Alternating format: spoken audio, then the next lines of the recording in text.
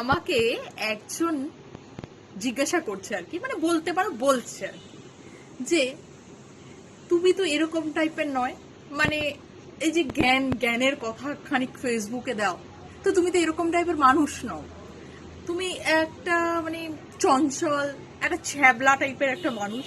তো তুমি মাঝে মাঝে যে এই যে জ্ঞানের সম্ভারের খানিক কথা নিয়ে আসো বলো টলো ফেসবুকে আর কি, তো এগুলো পারো কি করে সম্ভব আর কি তোমার পক্ষে? যে যে মানুষটাকে আমি ছোট থেকে এরকম দেখিনি, সে মানুষটা কি করে এরকম টাইপের একটা জ্ঞানের মানে বক্তব্য ভিডিওর মাধ্যমে প্রকাশ করে? তো তাকে আমি বলছিলাম যে যে হ্যাঁ, আমি বেসিক্যালি একজন ছ্যাবলা টাইপেরই মানুষ, কিন্তু ঘটনা হচ্ছে যে এখানে কাজ করতে এসে না, মানে তোমাদেরকে খানিক জ্ঞান দেওয়ার মাধ্যমে আমারও কিন্তু কিছু কিছু জ্ঞান মানে অর্জিত হচ্ছে আর কি বলতে পারি।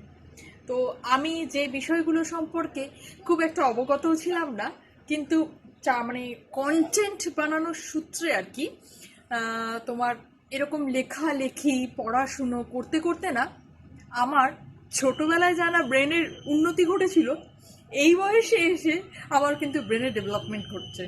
কারণ যেটা আমি এই মেটা পরিবারে কাজ করতে এসে হয়নি, এখন কিন্তু এটা আমার হচ্ছে, যে আমার একটা তোমার তোমার লেখালেখির ব্যাপারে একটা ইন্টারেস্ট জন্মেছে। আমার একটু, তুমি বলতে পারো আমার একটা দক্ষতা অর্জন হয়েছে, যে মানে আমি একটু লিখতে পারছি এখন। হয়তো এটা সময় সুযোগের অভাবে আমি ভেতরের এই কি বলবো আর কি ব্যাপারটা এতকাল প্রকাশ করতে পারিনি, বা আমাকে সেভাবে কেউ সহায়তা করেনি। তবে ফেসবুক কিন্তু আমাদের এই প্ল্যাটফর্মটা দিয়ে একটা কাজ অবশ্যই করে দিয়েছে, যে নিজেদের কম বেশি যেটুকুই প্রতিভা থাক না কেন, সেটাকে এই প্ল্যাটফর্মে ফুটিয়ে তোলা।